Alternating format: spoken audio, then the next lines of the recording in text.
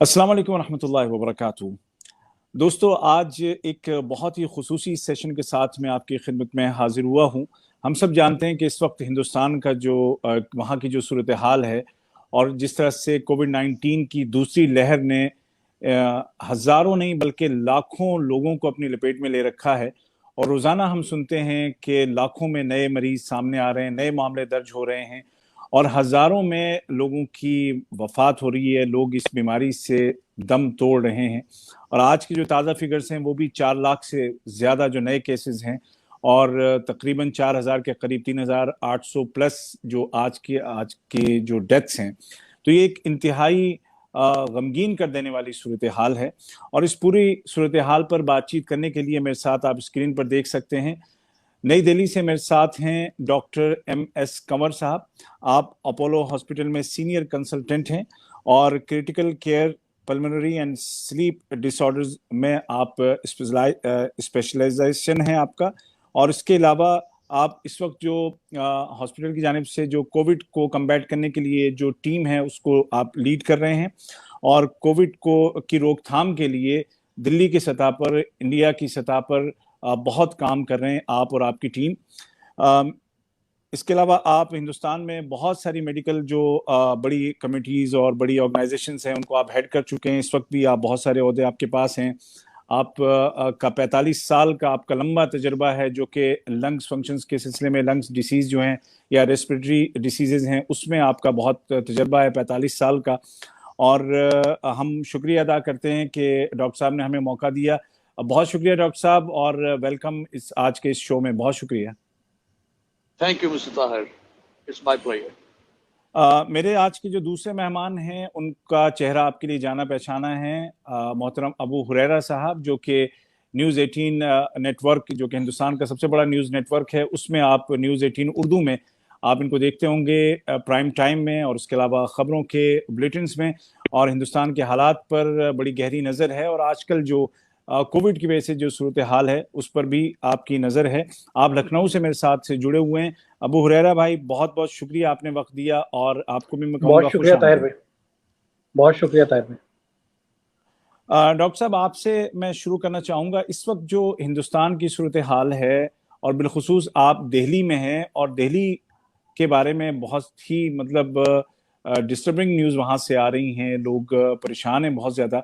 तो ये जो सर्ज एकदम से इतने केसेस जो आ रहे हैं डेली बेसिस पे, लोग ये कह रहे हैं कि ये जो वायरस की जो किस्म इस वक्त वहां पर है, जो स्ट्रेन है, तो इसका कोई इलाज नहीं है या इसको कंट्रोल नहीं किया जा सकता है। तो आपकी नजर में क्या वजह है कि एकदम से केसेस इतने बढ़ गए हैं? जो लास्ट ईयर वुहान वायरस से, समझिए जो ओरिजिनल वायरस था जो कि वुहान से आया था, फैला था सारी दुनिया में, उसके मुकाबले ये स्ट्रेन, ये म्यूटेंट्स जो हैं, उसी वायरस के ही आगे म्यूटेशन होती चलेगी और एक्चुअली हजारों म्यूटेशंस हो चुकी। और म्यूटेशंस होते होते ऐसे वेरिएंट्स बन जाते हैं जिनमें कई बार उसकी ट्रांसमिसिबिलिटी मींस एक से दूसरे को इन्फेक्शन होने की जो काबिलियत है वो बहुत बढ़ जाती है। और वही इस वायरस में हुआ है। और कई जगह पे कई म्यूटेंट ऐसे भी हैं जिनकी विरुलेंस मींस जो डिजीज की सिवेरिटी को बढ़ाने की ताकत है वो भी बढ़ जाती है।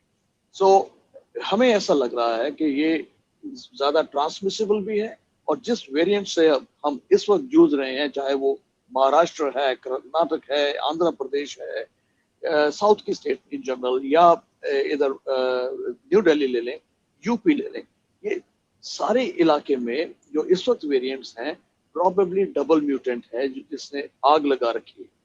और ये mutations over the time develop, variants over the time develop होते हैं। जो इस वक्त है इसका नाम दिया गया B1617 जो डबल म्यूटेंट कहना जाता है। लेकिन कहने को ये दिस इज अ मिसनोमर, ये कहने को डबल म्यूटेंट है लेकिन एक्चुअली में इसमें 13 या 17 म्यूटेशंस ऑलरेडी इसमें हो चुकी हैं और ये लास्ट काउंट था।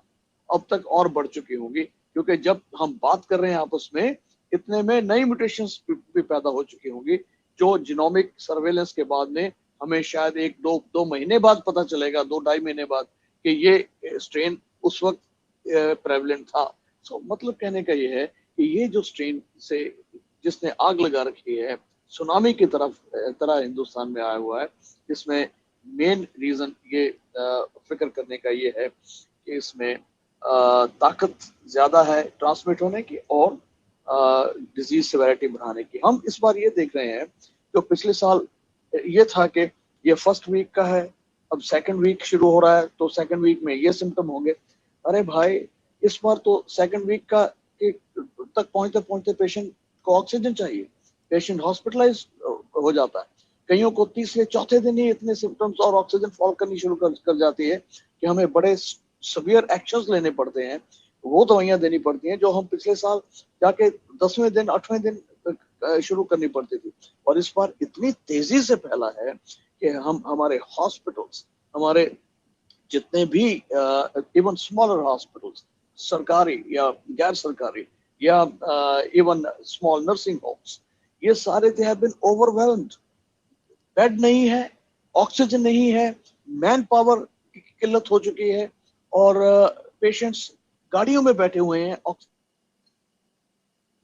लगा के उसके बाहर, लेकिन उनको अंदर बेड नहीं मिल रहा और वहां पे भी कईयों की डेथ हुई है। अब ये जो फिगर्स आप अखबारों में टीवी पे देख रहे हैं कि शमशान घाटों पे क्या हालात हो रहे हैं, ये जो फिगर्स हम देख रहे हैं, फ्रैंकली अगर मेरे से पूछें, बड़े क्वेश्चंस हैं इस पे कि क्या ये फिगर्स मैच करती हैं उन फिगर्स से जो कि हमें दी गई हैं। I am raising A question which is very pertinent कि शायद वी आर अंडर रिपोर्टिंग। अगर हम अंडर रिपोर्ट कर रहे हैं तो द फिगर्स में बी एक्चुअली हायर।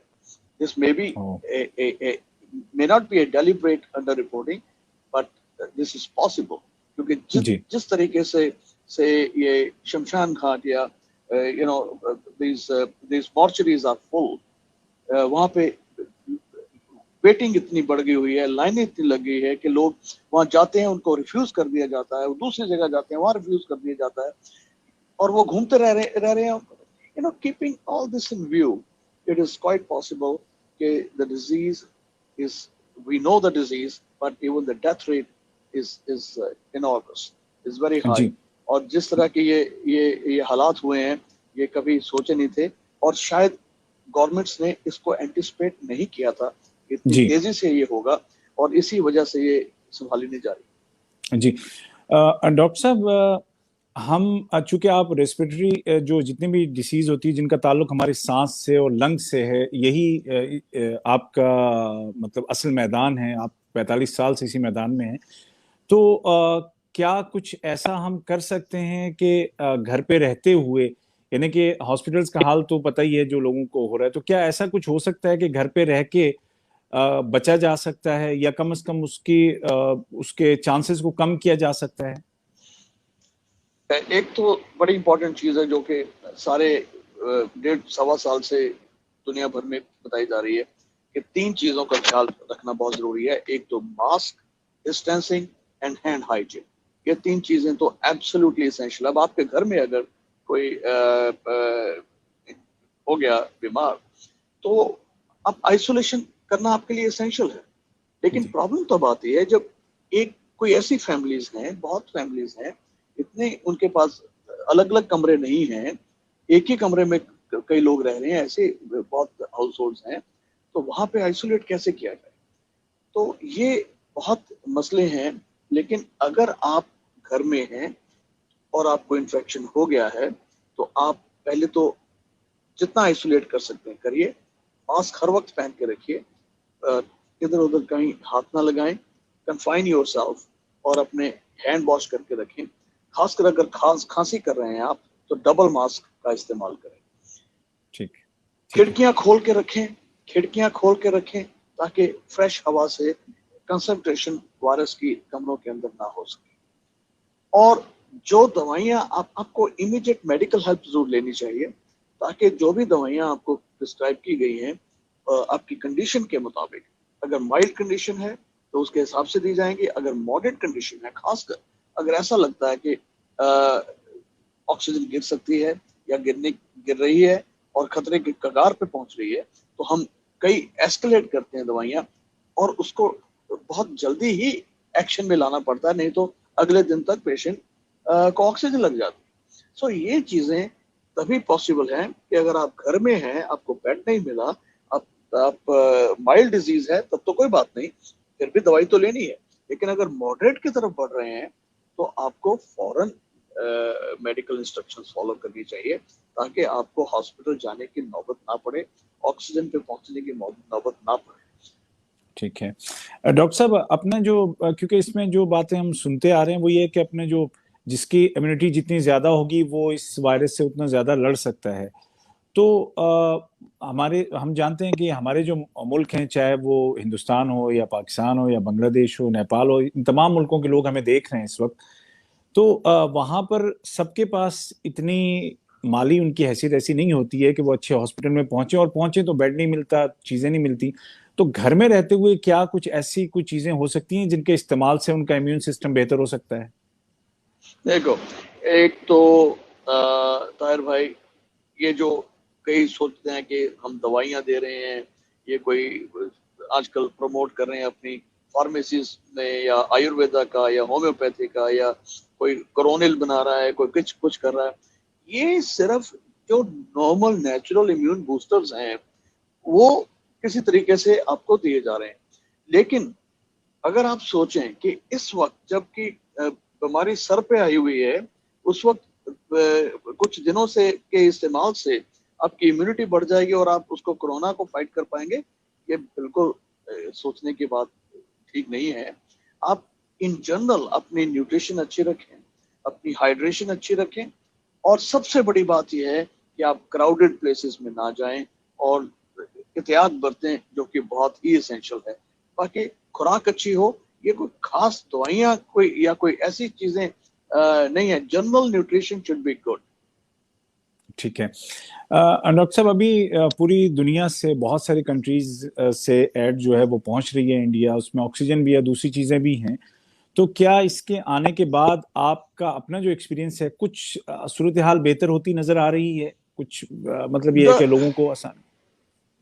प्रॉब्लम इतने मैसिव स्केल पे है, इतने ज्यादा मैसिव स्केल पे है कि unless the aid is massive, तो वो लगेगा कि इतने बड़े तालाब में थोड़ा सा कुछ,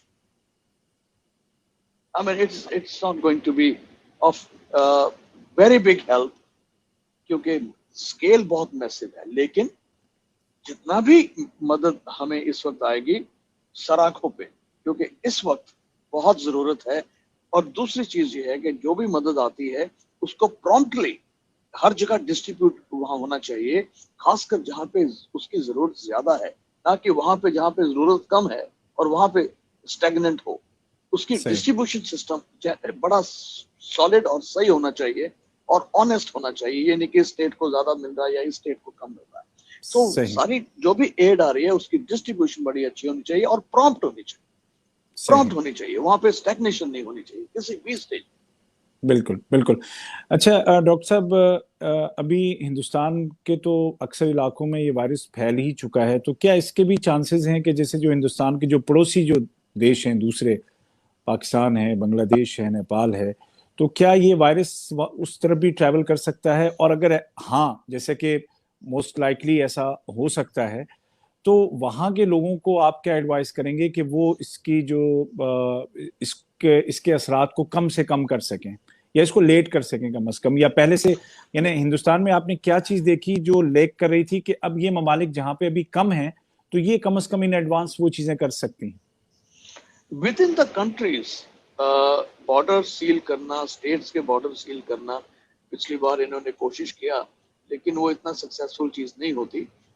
लेकिन इंटरनेशनल बाउंड्रीज को तो बड़ी क्लोजली मॉनिटर किया जा सकता है, उस पे रिस्ट्रिक्शंस लगाई जा सकती हैं जो लगी होंगी। अब ऑस्ट्रेलिया कैसे बचा हुआ है? ऑस्ट्रेलिया ने इतने सख्त कदम उठाए हैं कि ट्रैवल बैन्स कर दिए, या इवन अपने उनके जो सिटीजन्स हैं, अगर वो ऑस्ट्रेलिया से इस वक्त बाहर हैं, इंडिया में है, तो वो कह रहे हैं कि इंडिया में ही रहो, अभी वापस नहीं आओ अपने कंट्री में। सो इस तरीके के अब ब्रिटेन ने भी और यूएसए ने भी इस वक्त फ्लाइट्स को रिस्ट्रिक्ट कर दिया हुआ है इंडिया से। तो इस तरह के कदम तो उठाने पड़ेंगे, हमें ये मजबूरी है। नेपाल के साथ तो इंडिया के रोड ट्रैवल काफी है, सो वहाँ तो उनको रिस्ट्रिक्ट करना बड़ा मुश्किल है, लेकिन एयर ट्रैवल पे कई तरीके की बंदिशें लगाई जा सकती हैं, तो लगी हुई है कुछ हद तक, और उनको चेक भी किया जा सकता है। उसमें कोविड टेस्ट फ्लाइट से पहले होना जरूरी है, या फ्लाइट के जो भी जैसे क्वारंटीन प्रोसीजर्स फॉलो किए जाते थे, पिछले साल भी किए, इस साल भी कर रहे हैं, वो बड़े क्लियर कट प्रोसीजर्स हैं, उसको फॉलो करें तो बहुत इसको रिस्ट्रिक्ट किया जा सकता है।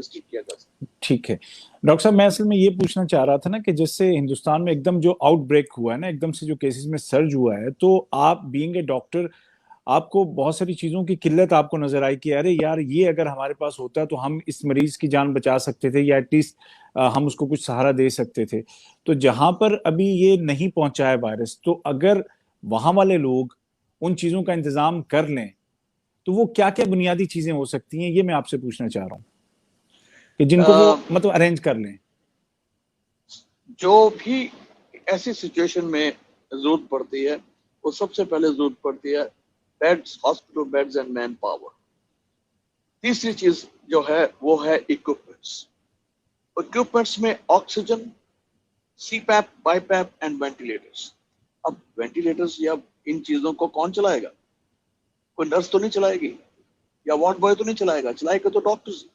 सो उनकी भी तादाद इतनी होनी चाहिए कि वो एक एक्स्ट्रा सर्विस जो आप क्रिएट कर रहे हो, या कोई मेकशिफ्ट टेंट में अरेंजमेंट कर रहे हो, या इस तरह के कई फैसिलिटीज तैयार हो चुकी हैं, बन भी चुकी हैं, उसके ऊपर पेशेंट्स एडमिट भी होना शुरू हो चुके हुए हैं, जो कि टेंट्स में है, उसी को एयर कंडीशन भी किया गया है, सब कुछ है, लेकिन मैन पावर तो चाहिए। मैन पावर तो ऑलरेडी ओवरवेल्म्ड है, आपके हॉस्पिटल्स में ओवरवेल्म्ड है, वहां पे उनकी ड्यूटियां इतनी ज्यादा सख्त हो चुकी हैं क्योंकि लोग रिप्लेस करने वाले नहीं है।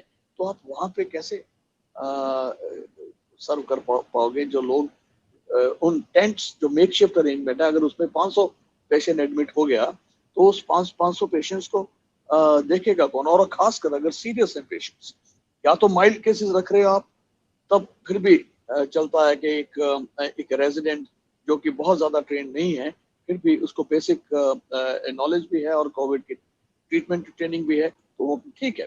लेकिन अगर पेशेंट की ऑक्सीजन रिक्वायरमेंट बढ़ गई या आपको इक्विपमेंट्स यूज करनी पड़ गई तो वहाँ दिक्कत आ सकती है। सो ये चीजें हर जगह, चाहे एक स्टेट जो बची हुई है उसको बहुत वॉर फुटिंग पे तैयारी कर लेनी चाहिए कि जो उनके साथ हुआ हमारे साथ होने वाला है, जितनी तैयारी कर लेंगे उतना ही अच्छा रहे।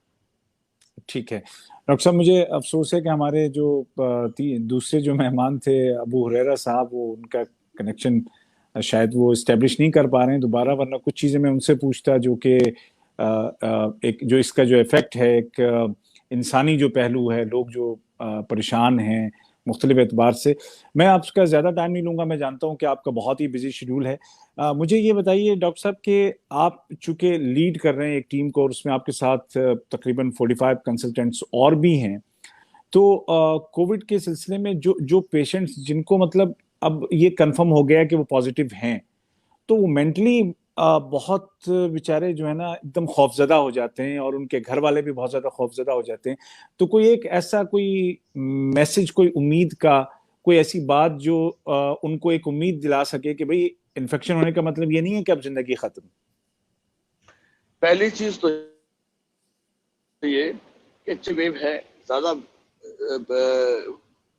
ट्रांसमिट होने वाली वेव है, ज्यादा विरुलेंट वेव है, लेकिन फिर भी एक चीज क्लियर है कि 85% लोगों को हॉस्पिटल जाने की जरूरत नहीं पड़ती, और जहां तक हॉस्पिटल एडमिशन की जरूरत है वो और भी कम की जरूरत पड़ती है, और जहां तक आईसीयू का सवाल है प्रॉबेबली 5% को भी जरूरत नहीं पड़ती, और बल्कि 5 मैं समझूंगा कि 3-4% को पड़ती है इस वेव में। पहली वेव में इससे कम था, इस वेव में थोड़ा ज्यादा है, लेकिन फिर भी आप ये सोच के चलिए कि 95% में मैं हूं और मैं ठीक ही रहूंगा।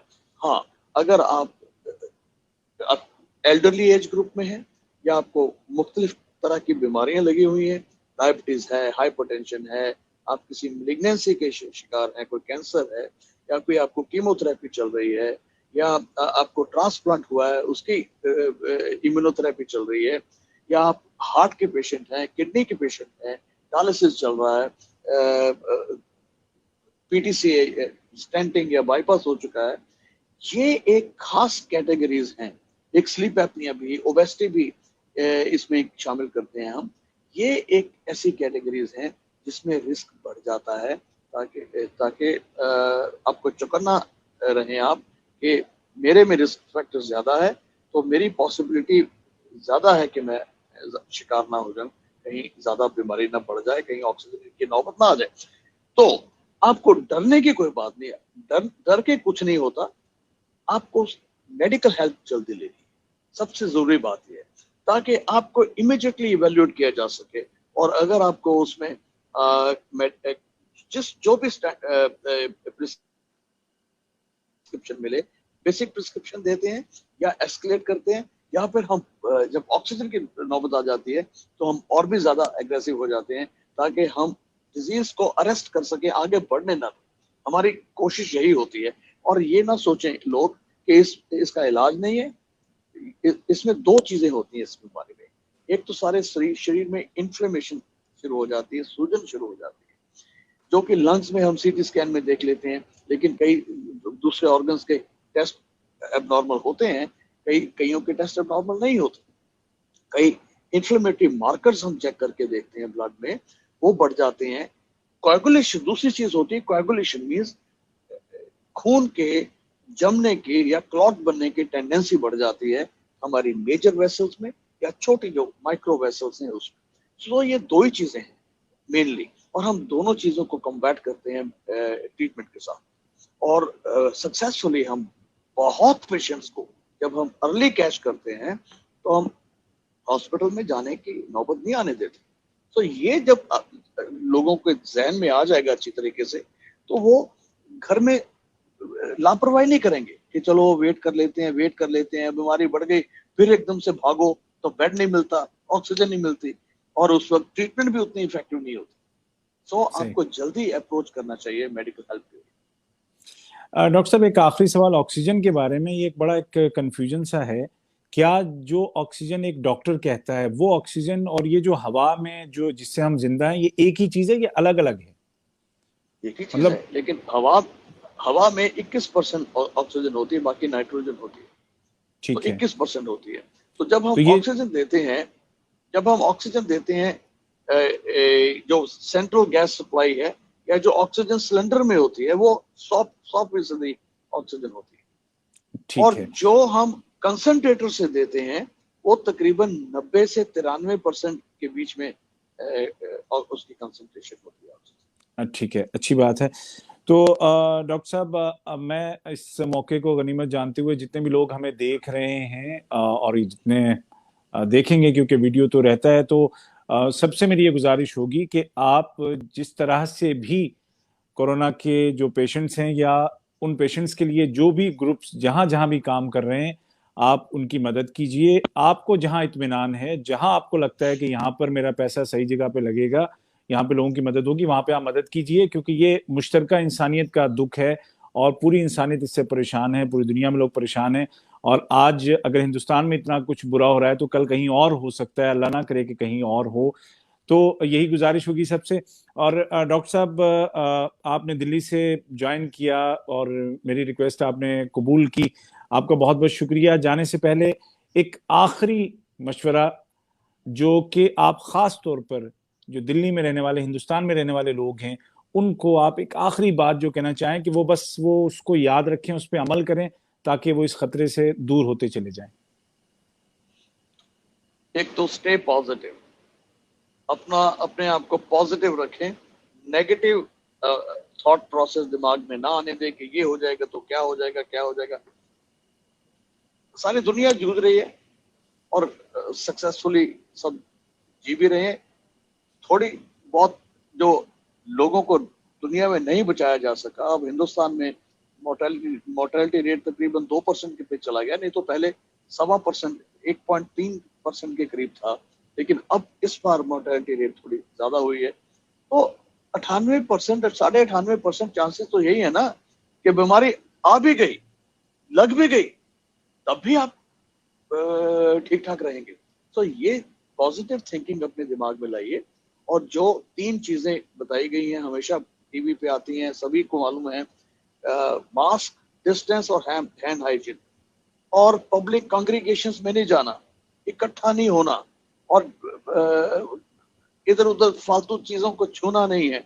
घर में सामान आ रहा है, खरीद के ला रहे हैं, पहले उसको सैनिटाइज करिए, धोइए अच्छे तरीके से, उसके बाद इस्तेमाल करिए। और अगर आपके घर में लोगों का आना जाना है, आपके घर में मेड आ रही है, कुक है, आपके ड्राइवर हैं, तो जस्ट मेक श्योर कि उनके थ्रू आपको इन्फेक्शन ना हो जाए। तो ये चीजों का आप, और सबसे बड़ी बात यह है, अगर आपको थोड़ा भी कोई सिम्टम शुरू होता है तो टेस्ट तो जब होगा सो होगा। आजकल टेस्ट भी, रिपोर्ट भी आजकल 3-3 दिन लग रहे हैं, 4-4 दिन लग रहे हैं, तो वो भी जल्दी टेस्ट नहीं हो पा रहे। तो अगर आपको कुछ भी सिम्टम महसूस हो रहे हैं, अपने आप को आइसोलेट कर लीजिए फौरन और मेडिकल हेल्प लीजिए, रादर देन कि ये सोचते रहे, नहीं ये, एक तो कई लोग सोचते रहते हैं कि मेरे को फ्लू होगा, ये कोरोना नहीं हो सकता। एक टेंडेंसी होती है कई लोगों की कि डिनाइल में रहना, वो नहीं रहना चाहिए। जितनी जल्दी आप मेडिकल हेल्प लेंगे, प्रॉपर प्रिस्क्रिप्शन पे आ जाएंगे, और तब आप मॉनिटरिंग आपकी शुरू हो गई एक तरीके से।